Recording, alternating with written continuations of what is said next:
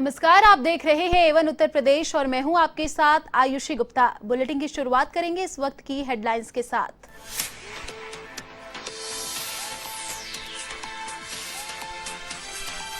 पूर्व सीएम कल्याण सिंह की स्थिति नाजुक, अस्पताल में मिलने पहुंचे सीएम योगी, डॉक्टरों से ली स्वास्थ्य की जानकारी।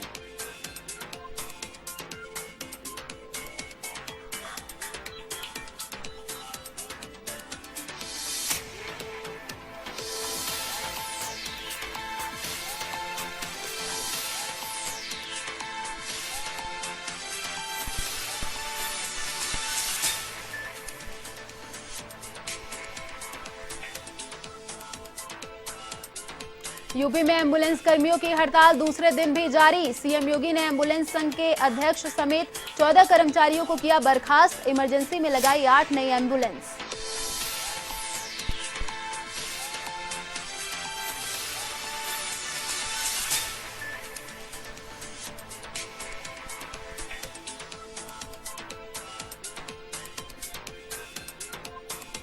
यूपी चुनाव में अखिलेश यादव को मिला शरद पवार का साथ। सपा से गठबंधन करेगी एनसीपी।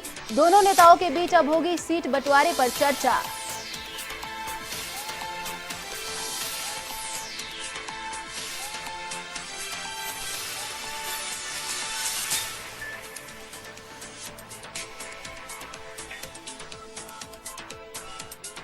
बसपा नेता सतीश मिश्रा ने भाजपा को बताया ब्राह्मण विरोधी। कहा बसपा जीती तो ब्राह्मणों को मिलेगा उचित मान सम्मान। बीजेपी पर लगाया राम के नाम पर राजनीति करने का आरोप।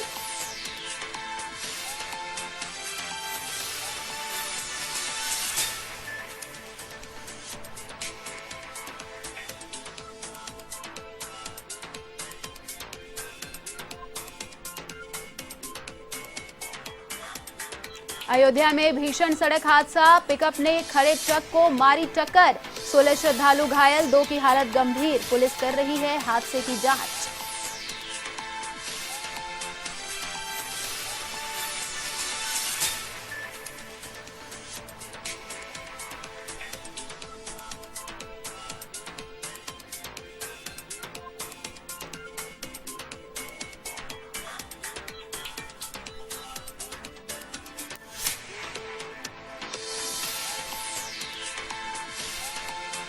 और अब खबरें विस्तार से।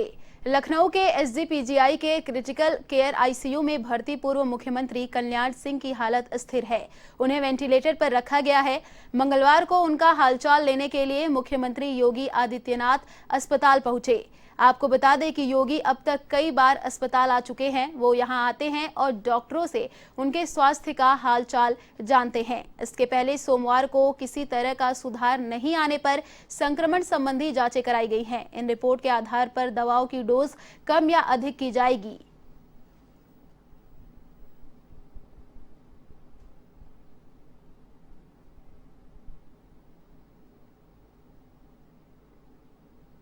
मुख्यमंत्री योगी आदित्यनाथ का अयोध्या के प्रति लगाव और अयोध्या में लगातार होने वाले उनके दौरे को लेकर इससे यह संकेत मिला है कि शायद अयोध्या से मुख्यमंत्री योगी आदित्यनाथ 2022 में इस सीट से चुनाव लड़ सकते हैं। सूत्रों से मिली सूचनाओं के मुताबिक अयोध्या में 2 दर्जन से अधिक दौरे हो चुके हैं और उनकी द्वारा शुरू की गई अयोध्या के विकास की योजनाएं चुनाव के मुख्य आकर्षण का केंद्र बनने वाली हैं। ऐसे में यहां के वर्तमान विधायक वेद प्रकाश गुप्ता ने इस बारे में पूछा तो उन्होंने कहा कि मुख्यमंत्री अगर अयोध्या से चुनाव लड़ेंगे तो यह हमारे और अयोध्या वासियों के लिए सौभाग्य की बात होगी और हम यह सीट मुख्यमंत्री के नाम पर छोड़ देंगे।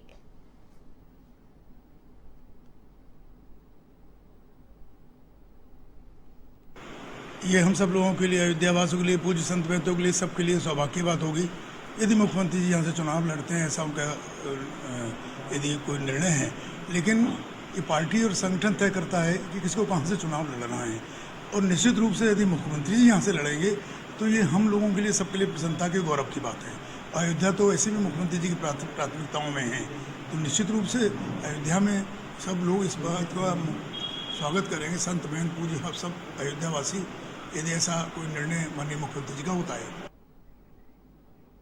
यूपी के डिप्टी सीएम केशव प्रसाद मौर्य वाराणसी दौरे पर रहे। इस दौरान सर्किट हाउस में उन्हें गार्ड ऑफ ऑनर दिया गया। वहीं पत्रकारों से बातचीत में डिप्टी सीएम मौर्य ने विपक्ष पर जमकर निशाना साधा। उन्होंने कहा कि आगामी चुनाव को देखते हुए विपक्षी पार्टियां बरसाती मेढक की तरह बाहर निकलती हैं और राजनीति करना शुरू करते हैं।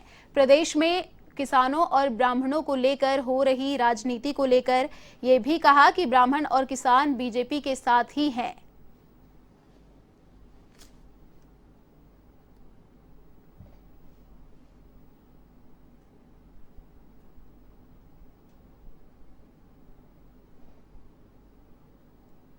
अन्य समाज के हितैषी हैं भारतीय जनता पार्टी के लिए, चाहे अगड़ा हो, चाहे पिछड़ा हो, चाहे अनुसूचित वर्ग का हो, चाहे आदिवासी वर्ग का हो, सब हमारे लिए, हमारे 24 करोड़ प्रदेश के निवासी एकजुट हैं और एक जैसे हैं और उनकी सेवा हम लोग उसी प्रकार से करें। सतीश जी की सरकार आएगी ही नहीं, इसलिए उनको जो सफाई करना है अपनी पार्टी की सफाई करें। अब गंगा जी की सफाई का काम माननीय नरेंद्र मोदी जी के नेतृत्व में केंद्र सरकार के माध्यम से, आदरणीय योगी जी के नेतृत्व में प्रदेश सरकार के माध्यम से, डबल इंजन की सरकार के माध्यम से सब अच्छे काम किए जा रहे हैं। साल 2022 की शुरुआत में ही उत्तर प्रदेश में विधानसभा चुनाव होने वाले हैं। इसके लिए सभी राजनीतिक पार्टियों ने तैयारी तेज कर दी है। इसी बीच यूपी राजनीति से जुड़ी एक बड़ी खबर सामने आ रही है। महाराष्ट्र की सत्ता में शामिल पूर्व केंद्रीय मंत्री शरद पवार की नेशनलिस्ट कांग्रेस पार्टी अब उत्तर प्रदेश में भी जमीन ढूंढने की कोशिश करने वाली है। माना जा रहा है कि एनसीपी इस बार अखिलेश यादव की समाजवादी पार्टी के साथ गठबंधन कर यूपी विधानसभा चुनाव में उतर सकती है। हालांकि सीटों और उनकी संख्या को लेकर अभी तक कोई बात नहीं हुई है, लेकिन शरद पवार और अखिलेश यादव ने एक दूसरे से फोन पर बात कर ली है।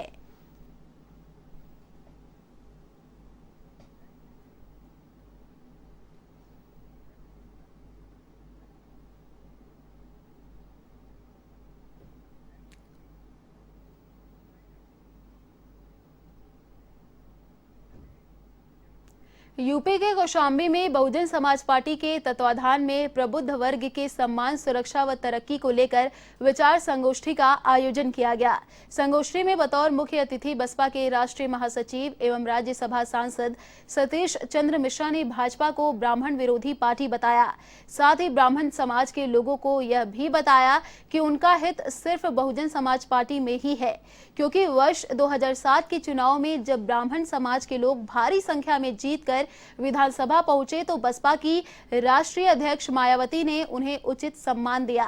कैबिनेट मंत्री के अलावा दर्जा प्राप्त मंत्री भी तमाम लोगों को बनाने का काम किया था। उन्होंने आगे कहा कि भाजपा भगवान श्री राम के नाम पर राजनीति करती है, क्योंकि भाजपा के पास चुनाव जीतने के लिए कोई मुद्दा नहीं बचा। उन्होंने कहा कि भाजपा भगवान को चुनाव लड़ाने का काम कर रही है, जबकि भगवान श्री राम के राम राज्य की स्थापना की थी।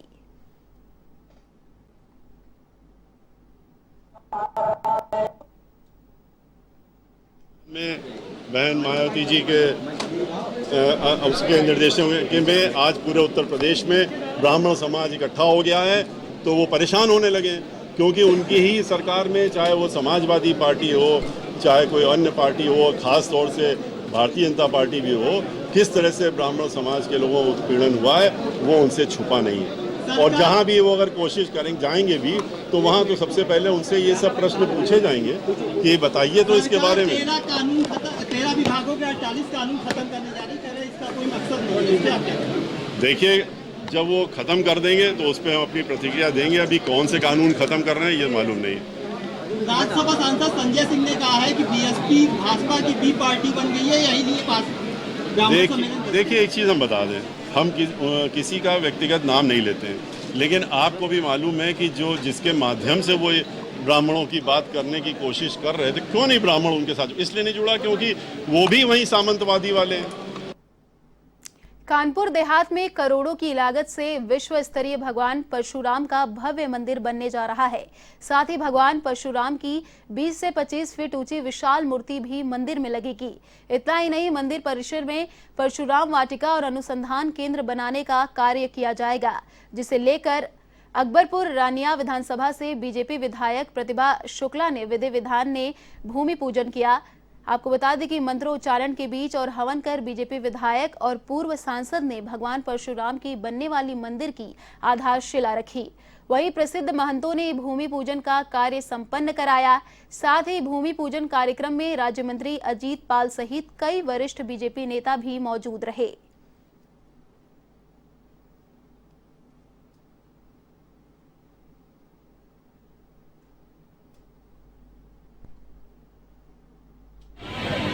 राम मंदिर के लिए आज हम लोगों ने अकबरपुर विधानसभा में हम लोगों ने आज भूमि पूजन 5 करोड़ है इसकी लागत और ये 7 बीघा जमीन है और इसमें मंदिर का निर्माण होगा, लेकिन सभी के सहयोग से होगा।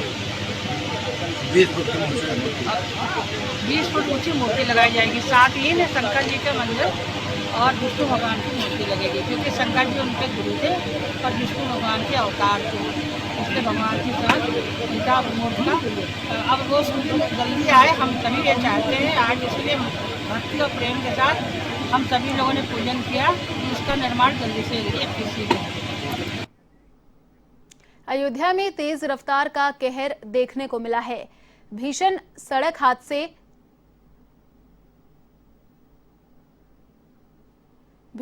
हादसे में 16 श्रद्धालु घायल हो गए, जिसमें 2 की हालत गंभीर देखते हुए उन्हें लखनऊ रेफर किया गया है। आपको बता दें कि लखनऊ के निगोहा थाना क्षेत्र में 5 अलग अलग पिकअप में सवार होकर श्रद्धालु अयोध्या जा रहे थे, लेकिन इससे पहले ही एक पिकअप वाहन सड़क हादसे का शिकार हो गई, जिसमें 16 श्रद्धालु घायल हो गए। वहीं 2 की हालत गंभीर देखते हुए उन्हें लखनऊ रेफर किया गया है। वहीं मौके पर पुलिस भी पहुंची और घायलों को हॉस्पिटल में भर्ती कराया।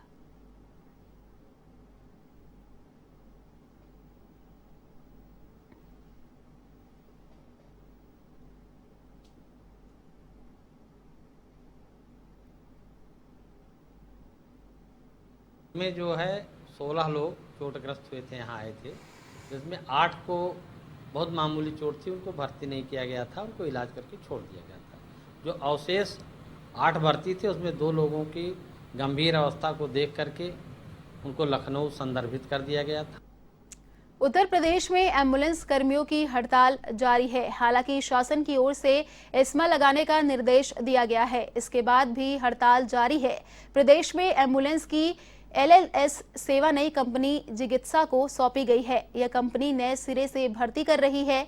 इसे लेकर पहले से कार्यरत कर्मचारी विरोध कर रहे हैं। कई दौर की बातचीत के बाद भी समझौता नहीं होने पर ALS एम्बुलेंस कर्मचारियों के समर्थन में 102 और 108 एम्बुलेंस कर्मियों ने भी हड़ताल शुरू कर दी। संघ की मांग है कि एम्बुलेंस कर्मियों को पहले की तरह ही मानदेय दिया जाए, उनसे किसी तरह का बॉन्ड न भरवाया जाए और कोरोना काल में शहीद होने वाले कर्मचारियों के परिजनों को 50 लाख रुपए का मुआवजा दिया जाए।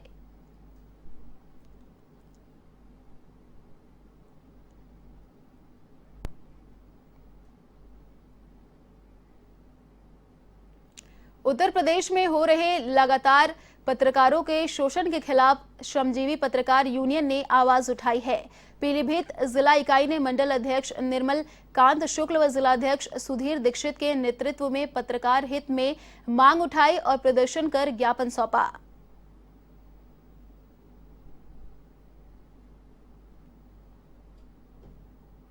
देश में जगह जगह हमले हो रहे हैं, पत्रकारों पर FIR हो रही है, सरकार उसको अनसुना कर रही है, सरकार उसकी अनदेखी कर रही है। उसकी वजह यह है कि सरकार में बैठे हुए तमाम लोग भी इन अपराधियों को संरक्षण दे रहे हैं।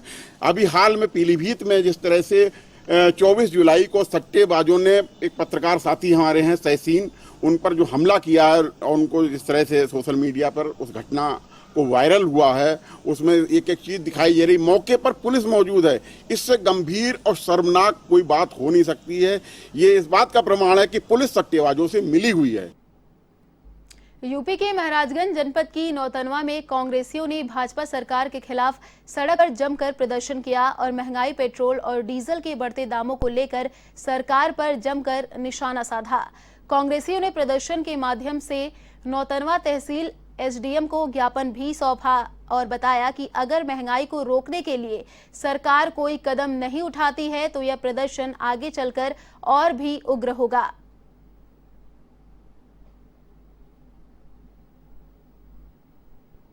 जैसा आपने देखा कि हर गांव से, हर क्षेत्र से, हर तरफ से लोग अपनी समस्याओं को लेकर इस तहसील में पहुंचे थे।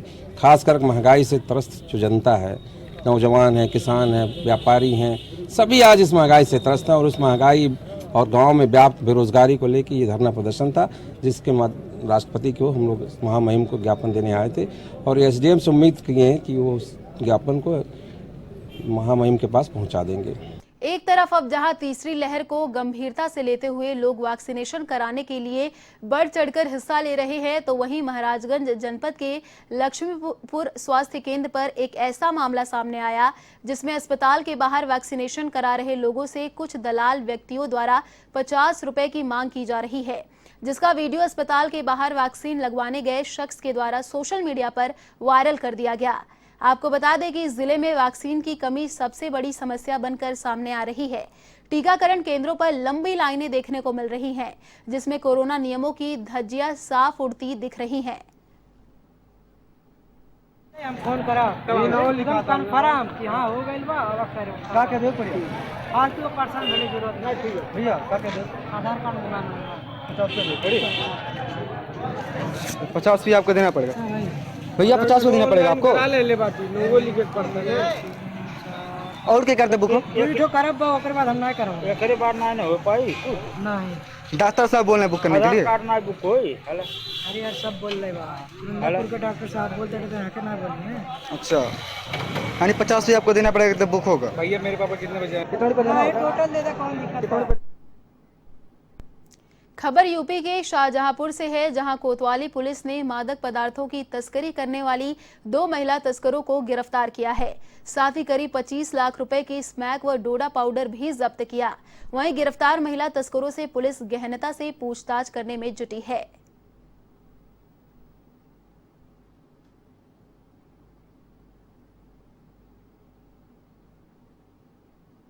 कोतवाली पुलिस ने 2 महिलाओं की गिरफ्तारी की है, जिनके पास से 63 ग्राम स्मैक और 4.5 kg डोडा पाउडर बरामद हुआ है। इनके पास से बिक्री के 12,000 रुपये, 2 मोबाइल भी बरामद हुआ है। काफ़ी पहले सूचना चल रही थी कि ये नशीले पदार्थों की बिक्री करती हैं, महिलाएं हैं, तो ये सूचना के आधार पर इनकी गिरफ्तारी की गई है। ये इनका सोर्स कहाँ से है, जहाँ से ये प्राप्त करते हैं, इस बारे में पूछताछ की जा रही है। इनकी गिरफ्तारी का बरामदगी करके आवश्यक पुलिस कड़ी सुनिश्चित की है। जब सयाब है कोतवाल तो डर काहे का, यह कहावत सटीक बैठती है इंदलपुर लालू गांव की जिम्मेदार ग्राम प्रधान पर। जी हां, यह गांव अक्सर ही भ्रष्टाचार के खेल में चर्चित रहता है। यहां पर हर काम पैसे पर होता है। पात्र को अपात्र, अपात्र को पात्र बनाना यहां के ग्राम प्रधान को महारत इसमें हासिल है और जिम्मेदार भी इस महारत को है साकार करने में वो हमेशा ही सहयोग देते हैं। मामला कानपुर देहात के रसूलाबाद विकासखंड क्षेत्र के ग्राम पंचायत इंदरपुर लालू का है, जहां कुछ ऐसा ही खेल खेला गया, जहां पर गरीबों को दिए जाने वाले आवास अपात्र को दिए गए। जानकारी जब हुई जब गांव के लोगों में आवास को लेकर चर्चाएं शुरू हुई, पर जब एवन टीवी की टीम ने ग्रामीणों से पूरी जानकारी ली तो हकीकत सामने आ गई। नवनिर्वाचित ग्राम प्रधान इंद्रपाल वर्मा का चुनाव में जिसने भी सहयोग किया, उसी को ही सरकारी योजनाओं से वह लाभान्वित करते हैं और गांव के लोग इस बात पर विरोध कर रहे हैं।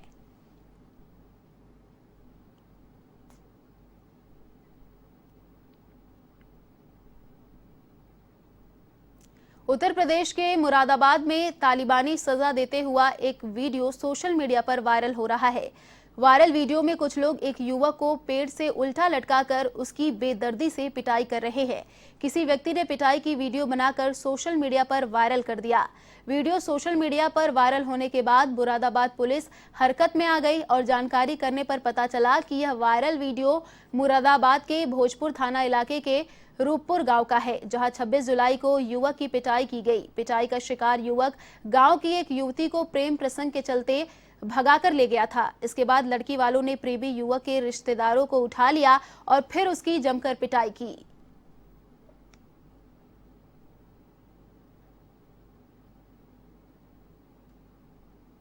गांव में एक युवक की पिटाई का वीडियो जो वायरल हुआ है, उस संबंध में थाना स्थानीय पर अभियोग पंजीकृत कर लिया गया है और एक अभियुक्त की गिरफ्तारी की जा चुकी है।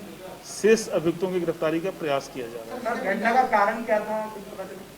जो अभी प्रथम दृष्टया जानकारी हुई है, जिन लोगों ने मारपीट किया है, उनके घर की लड़की के अपहरण के संबंध में इनके रिश्तेदारों के विरुद्ध अभियोग पंजीकृत है इस कारण इनके द्वारा अभी तक मारना प्रतीत हो रहा है।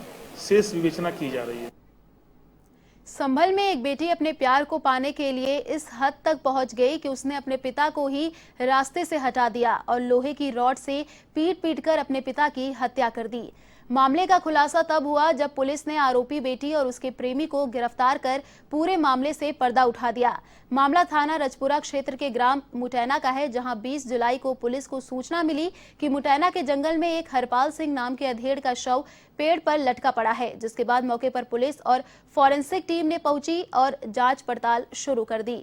जिसके बाद खुलासा करते हुए बताया कि पोस्टमार्टम रिपोर्ट में सिर में चोट होना पाया गया और तब पुलिस ने कड़ी दर कड़ी जोड़ते हुए इस पूरे हत्याकांड से पर्दा उठा दिया।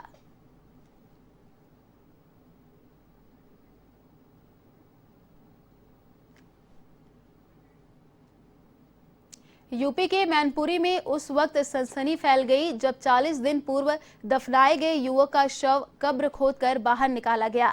आपको बता दें कि युवक की पीट कर हत्या हुई थी और अब विशेष अनुरोध पर दोबारा पोस्टमार्टम की कार्रवाई की जा रही है। पूरा मामला मैनपुरी थाना क्षेत्र के कुरा के ग्राम करारी का है, जहां 15 जून को 35 वर्षीय शमशाद की पीट कर हत्या हो गई थी। परिजनों ने बताया कि शमशाद का झगड़ा अपनी पत्नी के साथ हो रहा था। इसी के चलते पड़ोसी बीच में आए तो उनका बीच और झगड़ा बढ़ गया। आरोप है कि 4 लोगों ने शमशाद की बुरी तरह पिटाई की और गले में गमछा डालकर उसका गला दबा दिया।